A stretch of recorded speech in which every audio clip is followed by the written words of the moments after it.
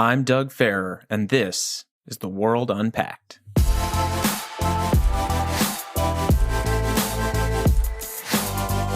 Joe Biden, for the first time in his presidency, will meet face-to-face with Russian President Vladimir Putin in Geneva next month. The federal government today confirmed that a Russian criminal group is behind the hacking of a crucial energy pipeline.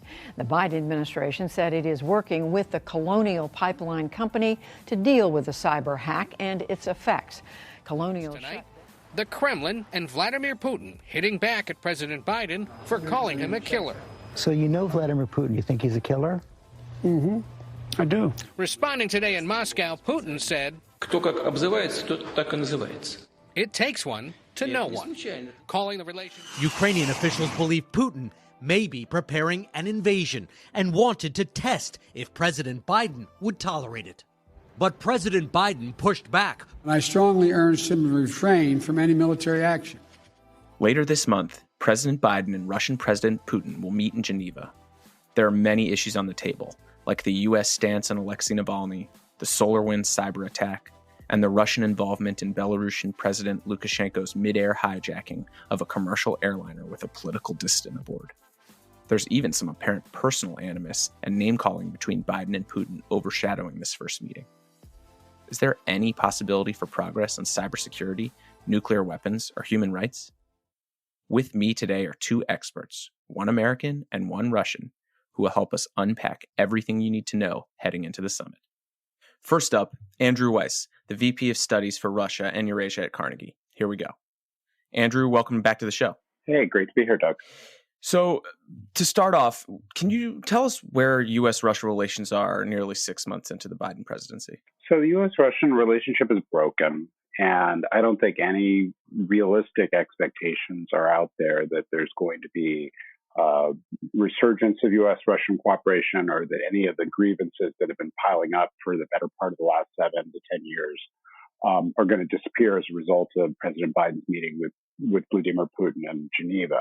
The question is, can you put any guardrails around this relationship so that it doesn't keep getting worse? Even doing that, I think, would be a tall order, but would be something most welcome. You mentioned guardrails. I've heard also talk of red lines. I guess, how much of Russia's actions during the Trump administration was because he didn't set those lines with Putin?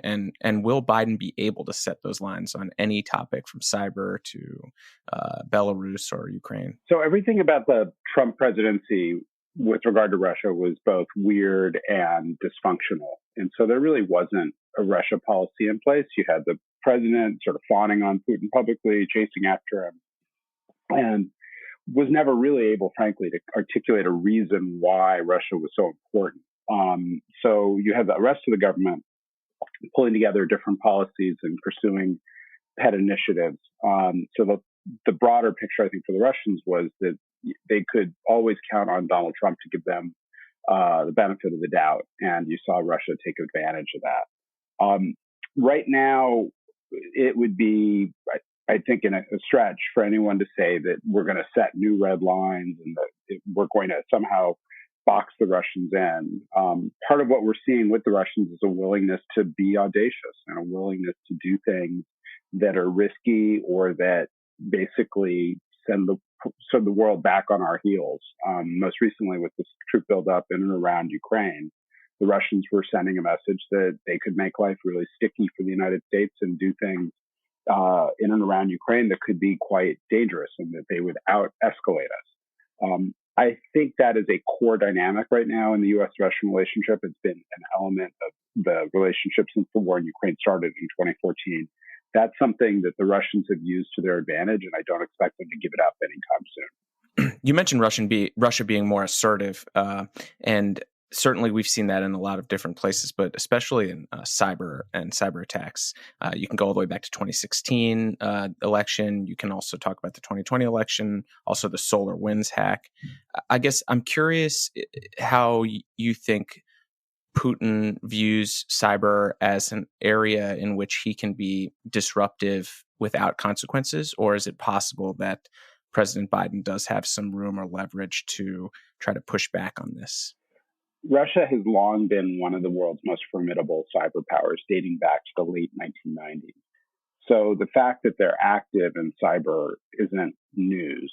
What is important is that the Russian government and its hand is increasingly both visible and increasingly Western governments are trying to call out and hold Russia accountable for cyber activities, most recently the spate of ransomware attacks that have been causing havoc in various American and Western businesses. The problem that we face is that cyber is a great tool for being disruptive, and it's very hard to tell the Russians, whose economy is far less digital than ours is, that we're going to really teach them a lesson. Because as one cyber expert has said, the U.S. may have the sharpest rocks in cyberspace, but we live in the glassiest house. Just to stick with cyber for a second, do you see a difference between the cyber criminals based in Russia who are technically or theoretically unaffiliated with the state and efforts by Cozy Bear and other state-sponsored hacks like SolarWinds? So part of what we see is that there's an unwritten or perhaps written understanding between cyber criminals and the Russian government, which as long as you're not attacking people who have a .ru domain in their firm's name, the Russian government will not treat you very harshly. So they've focused most of their criminal activity on Western companies, and a lot of this is pure business. It's a way to earn billions of dollars. The problem is that what is state and not state activity is going to stay very murky in Russia, and the Russian government benefits from trying to create as much of a smokescreen around where its activities end and where the activities of criminal groups begin.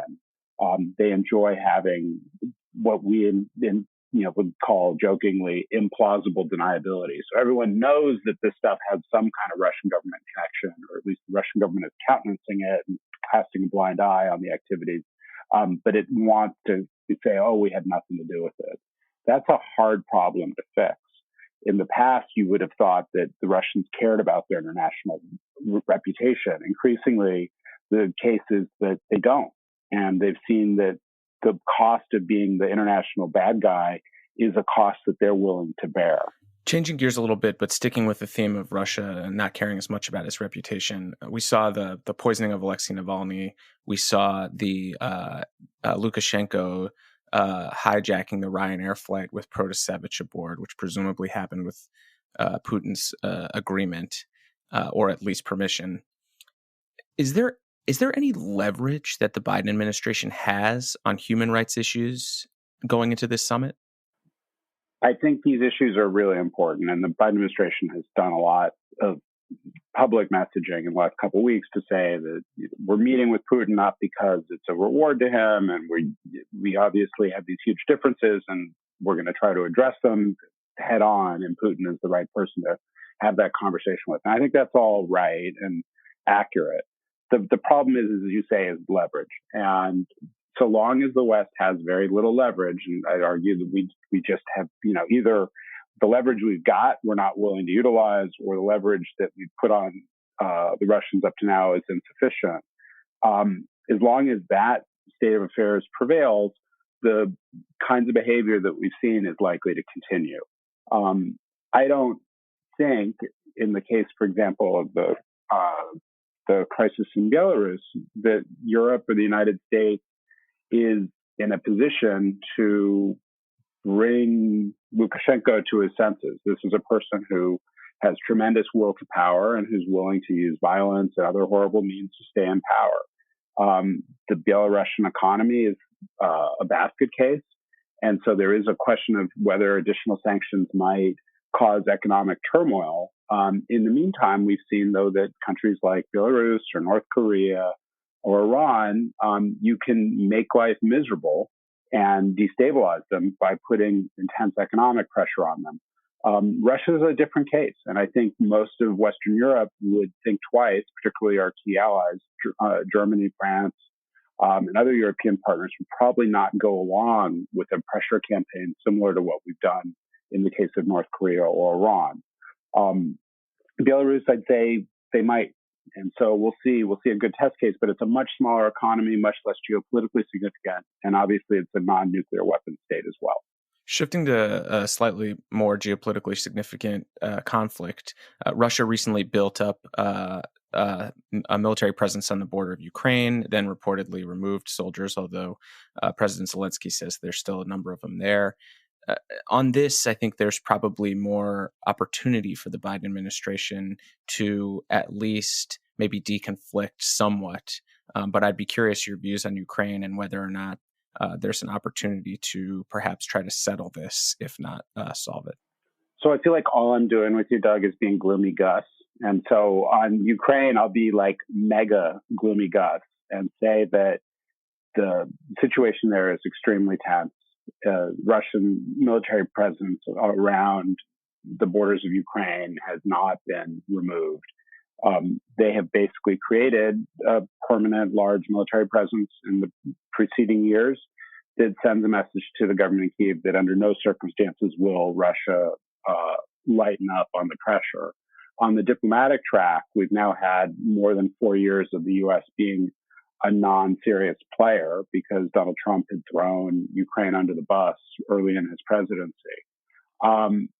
So where are we? We're basically stuck. And the best you can hope for is that the Ukrainian state continues to consolidate its control over the parts of the country which are the overwhelming majority of its territory, that it becomes a more prosperous and well-governed state. Those are really big problems given how deeply entrenched corruption and state capture are.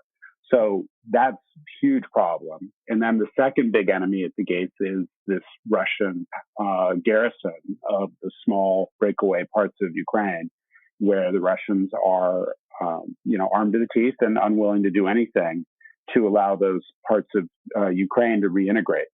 So the diplomatic process is at a standstill. The leverage the West has over Russia, as we were talking a second ago, is not unlimited. And the Russians' attitude is basically, to hell with all of you, we'll do whatever we want. Okay, I'm going to give you a chance to be a little less gloomy, maybe. COVID, arms control, climate change, JCPOA. Is there any opportunity here for something more than just red line setting, something like progress? Sure. Since the beginning of the Biden administration, senior officials have taken great pains to start engaging with their Russian counterparts on issues like the Iran nuclear deal, the withdrawal of U.S. forces from Afghanistan, and climate change.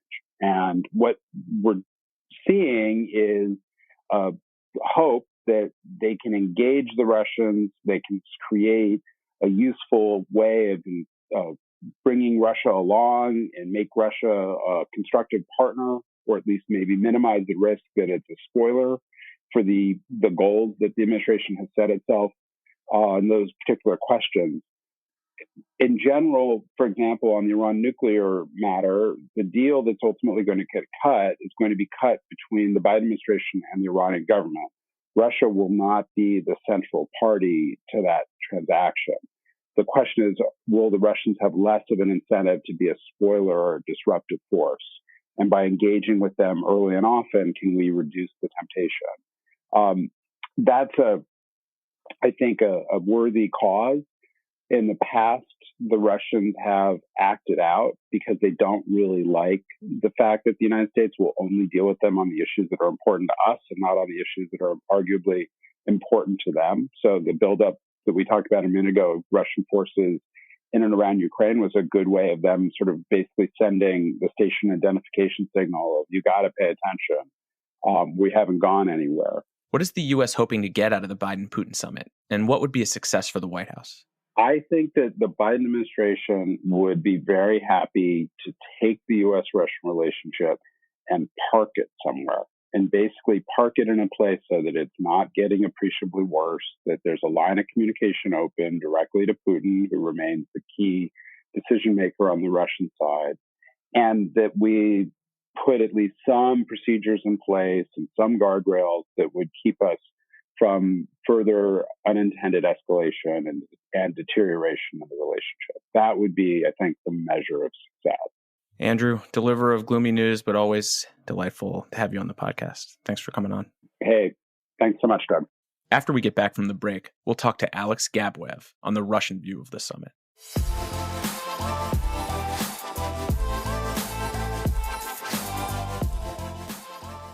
We're back now to hear the Russian perspective on the summit.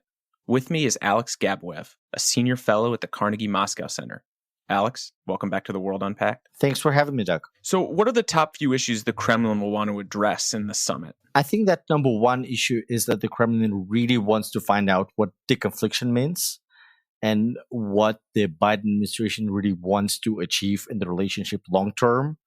All the words that come out of the Secretary of State and the National Security Advisor's mouth have been explained to Sergei Lavrov and Nikolai Patrushev. But I think that definitely President Putin wants to have this from President Biden outlined. What's the vision of the relationship for the 4 upcoming years is? That's number one. B, I think that Russia really wants to talk about the strategic stability and launch this pretty tough and intellectually sophisticated conversation, because it's not that the 20th century cuts or verification mechanism that we used to have during the Cold War, but it's really about having the nuclear deterrent, cyber, hypersonic, space, and many other elements in the equation. So we definitely want to start this conversation. And I think that what's really important is the conversation about the near abroad, or the countries in between, Belarus, Ukraine, Moldova, South Caucasus, and the lines of communication and deconfliction out there. That would be the top 3 issues that the Kremlin is really worried about. There's a lot to talk about, but I'm wondering, how is the Russian media presenting the summit to the Russian public? I think that the Russian state-owned media is really focused on the fact that we're having this summit. We're having that ahead of China-US summit. So Biden is willing to talk to Putin as an adversary before he has his talks with Xi Jinping. And I think that it's portrayed as kind of recognition of Russia's great power status, probably not peer-to-peer, eye-on-eye level, but definitely the significance of Russia as an important player of the international stage, and that the US really wants to manage this relationship. I think that's the overarching tone in the media. You mentioned deconfliction. One area I would be curious whether or not there is opportunity to deconflict would be in places like Belarus, where we just saw the Ryanair flight and Protasevich's arrest, or in Ukraine, where Russia recently had a large military buildup. Are there any possibilities for President Biden to try to move Russia's position on either of those areas into a less aggressive or assertive place? I think that on Ukraine, we've seen that already. I think that the reading of the Russian actions, massing up troops, was really sending a signal to the Ukrainian elite and to the Ukrainian government, as well to Ukrainian supporters in the West, that there are certain red lines that shouldn't be crossed. And that's messing up of Ukrainian troops on the lines of conflict with the Donetsk People's Republic and Luhansk People's Republic. And that Kremlin would definitely step in if the Kiev government tries to sort out the conflict through the means of power. And if it believes that there is a military solution to the conflict, Kremlin would go really nuclear in order to prevent that to happen. And I think that Team Biden is equipped with enough knowledgeable people, including our former colleagues, who would say that, hey, that's really a red line for the Kremlin, and where the U.S. should be engaged in serious deconfliction effort. I don't think that anybody in the Kremlin really believes that Ukraine will ever go back into kind of Russia's sphere of influence, that Moscow or Russia can totally dominate Ukraine in the long term. So Russia probably wants to have its sway over the breakaway, unrecognized Donetsk and Luhansk Republic, wants to see progress over Minsk agreement, but it's also realistic that it's very unlikely to happen.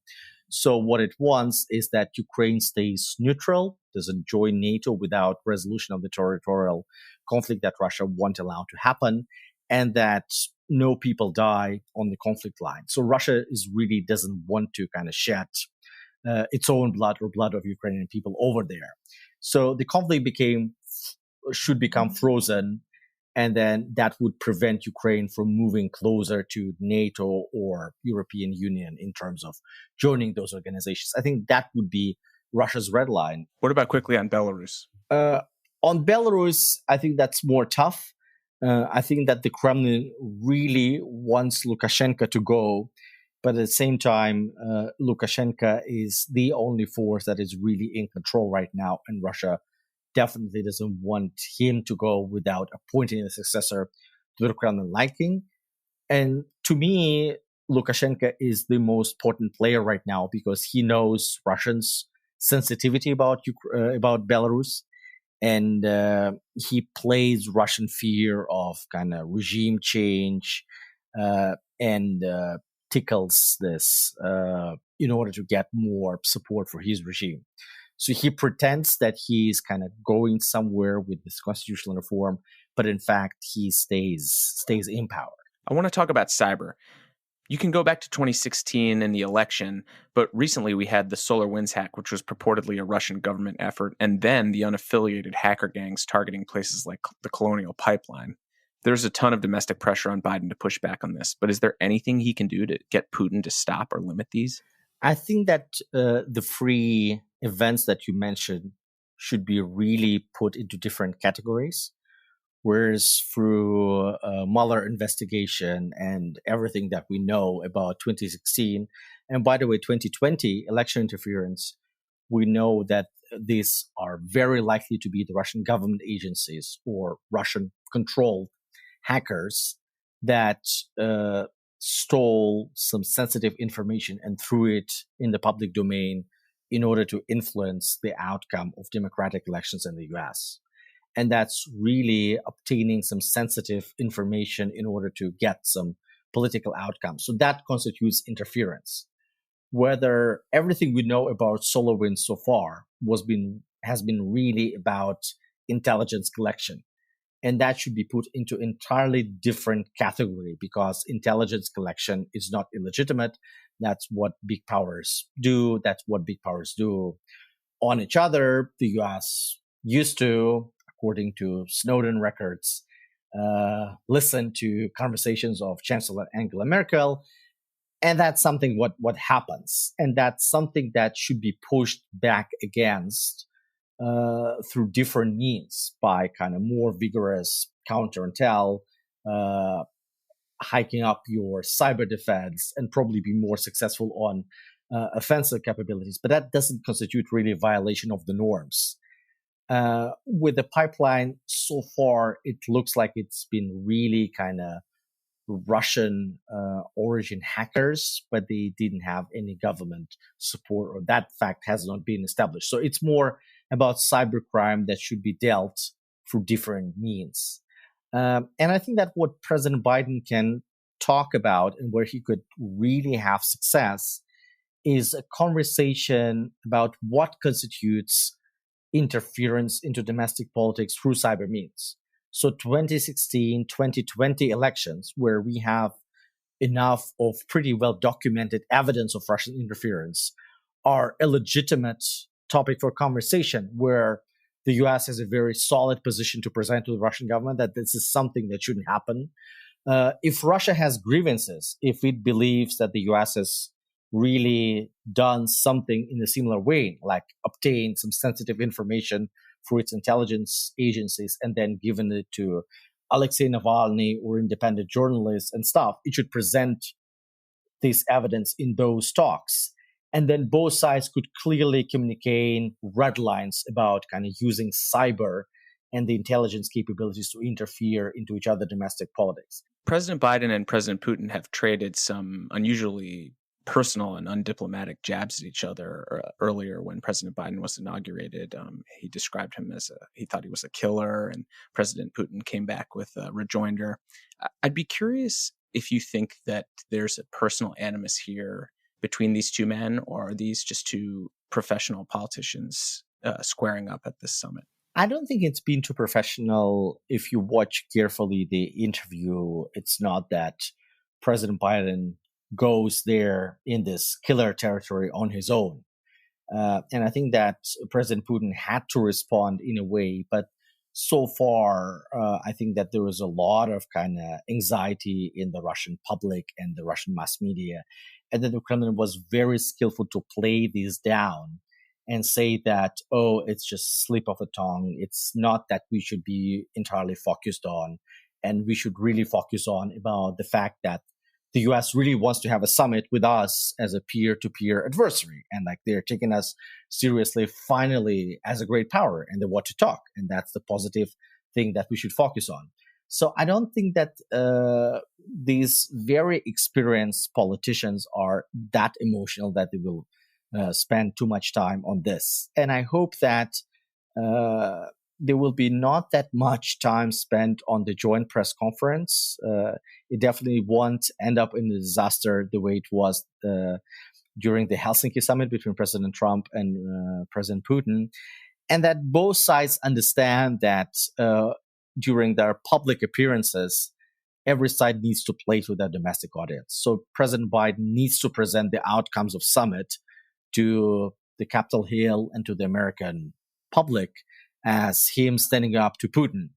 And then Putin needs to go back to the public because he's also facing a critical parliamentary election this September and show that he was tough and defending interests of Mother Russia.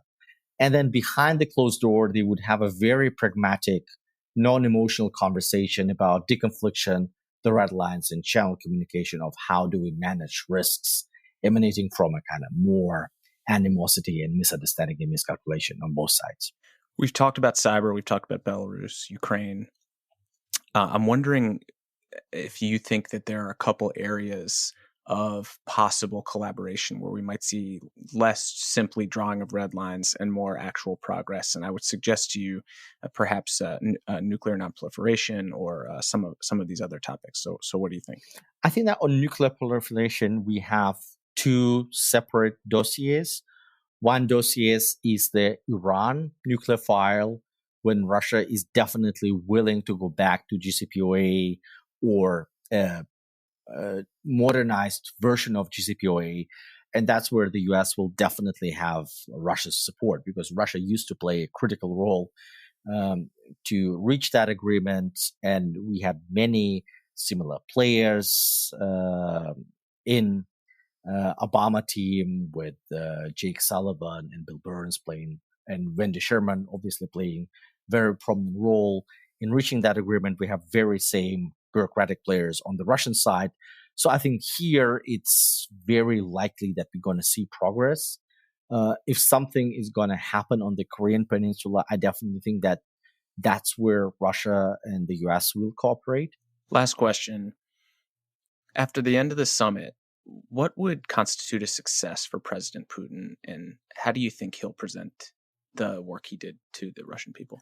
I think that number one thing is already in his pocket, is that President Biden really wants to see him for a one-on-one summit as a leader of an adversarial nation.